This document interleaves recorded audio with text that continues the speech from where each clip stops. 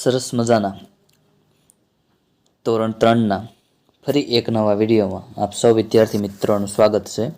આજે આપણે ધોરણ 3 વિષય પર્યાવરણ એમાં સ્વ અધ્યયન પોથી જે ભાગ 1 છે એમાં આપણે પૂનમે શું જોયું એ પાઠ નંબર 1નું સ્વાધ્યાય પોથીનું સોલ્યુશન જોવાના છીએ પર્યાવરણ। તો વિડીયોના અંત સુધી તમામ વિદ્યાર્થી મિત્રો બન્યા રહેજો।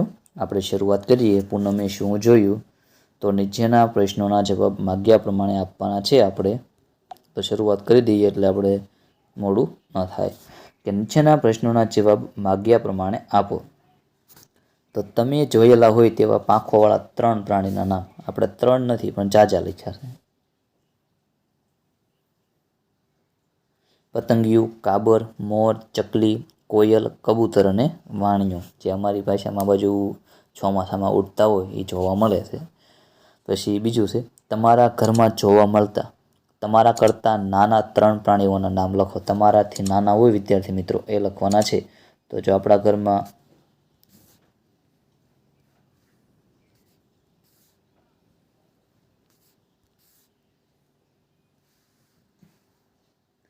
માખી હોય, મચ્છર, વંદો, કરોળિયો, ગરોળી, દેડકો, બિલાડી, ઉંદર અને છછુંદર એ જે આપણે કરતાં નાના હોય છે। પછી 2 પગવાળા 3 પ્રાણીના નામ। આપણે 3 નહીં જાજા લખ્યા છે એટલે કંઈ તમારે પ્રોબ્લેમ થાય નહીં।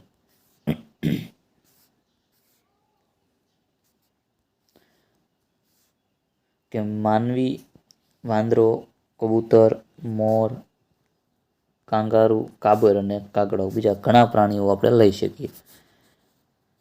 પછી તમે જોયેલા પગ વિનાના 3 પ્રાણી તો છાપ આવે, અજગર, ગોકળગાય અને અળસિયું।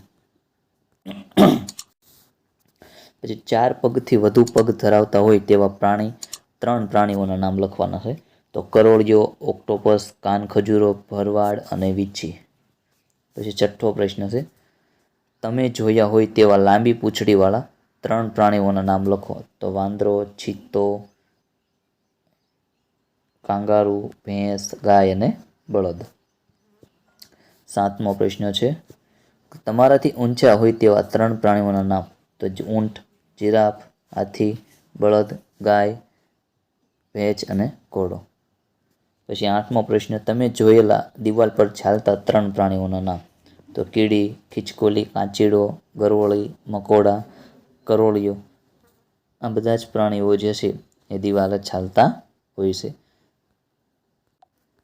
આગલો પ્રશ્ન છે પ્રાણીઓને તેમના છાછા રહેઠાણ સાથે લીટી કરીને દોરવાનું। આપણે લીટી કરવાની કીધી છે પણ આપણે કરી નથી એટલે આપણે ખાલી નામ લખ્યા છે। જો આ દર, પાણી, માળો અને દર ઘર, દર, પાણી અને માળો। તો આમાંથી જે રહેતા હોય એની સામે આપણે લખવાનું છે। તો જો પેલું કીડી છે એ દરમાં રહે, પછી ગરોળી એ ઘરમાં રહે, હંસ બતક છે એ પાણીમાં તમારે આ રીતે જોડી શકો। માળામાં રહેતું તો ખિસકોલી માળામાં રહે, કબૂતર પણ માળામાં રહે, કરોળિયો પછી આ માખી છે તો એ ઘરમાં આવશે એટલે અહીં ઘર આપણે લખી દીધેલું છે।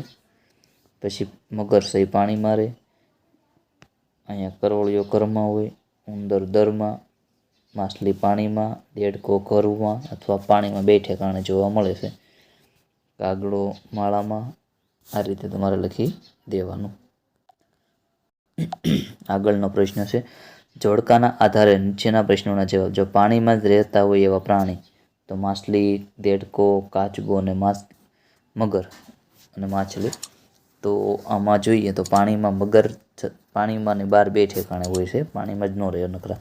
દેડકો નકરો પાણીમાં ન હોય એ ઘરમાં પણ હોય છે, કાચબો પણ એ રીતે બહાર વહી જાય છે, પાણીમાં જ ન હોય, માછલી એક જ પાણીમાં હોય છે એટલે આપણે લખવાનું થશે। પછી ઘરમાં રહેતા પ્રાણીઓના નામ તો માનવી, ગાય, ભેંસ, કૂતરો, બકરી, ઘેટા, ગરોળી, માખી, કરોળિયો, બિલાડી। ઝાડ ઉપર રહેતા હોય તેવા તો ખિસકોલી, પોપટ, કોયલ, કાગડો, બગલો, કાચીડો, વાંદરો। પછી 4થો પ્રશ્ન છે આગળનો દરમાં રહેતા પ્રાણીઓના નામ તો ઉંદર, છાપ, કીડી અને મકોડા।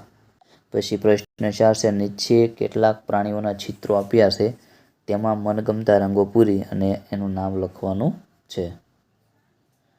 તો પેલું હાથી છે, બિલાડી, ગાય, માછલી, કૂતરો અને સિંહ છે, લખી અને કલર પૂરી દેવાનો. પછી વર્ગીકરણ કરવાનું કીધું છે આપણને કે માગ્યા મુજબ વર્ગીકરણ કરો.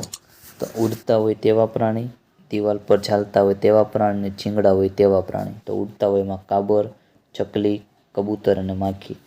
દિવાલ પર તો કીડી, ગરોળી, કાચીડો અને કરોળિયા. છીંગડા હોય તેવા સાબર, બકરી, ભેંસ અને ગાય. આમાંથી લખવાના કીધા છે. પછી ઉંદરને તેના દર સુધી પહોંચાડો. તો જો આ રીતે પહોંચાડી દેવાનું છે. આમાં કરેલું જ છે, તમે આ રીતે જોઈ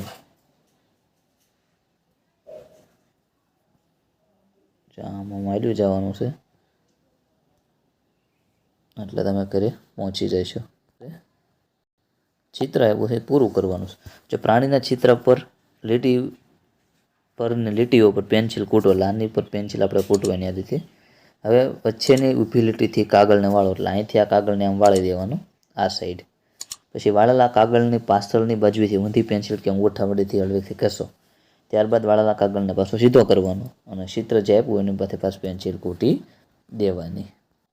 હવે તમે જોયા હોય તેવા પ્રાણીઓની યાદી બનાવો. તો કૂતરા કરતાં નાના પ્રાણી તો દેડકો આવે, સસલું આવે, કાચબો આવે, બિલાડી આવે. પછી કૂતરા કરતાં મોટા તો ગાય, બળદ, ભેંસ અને બકરી. પછી નીચેના પ્રાણીઓને કદના આધારે ગોઠવવાના કીધા છે.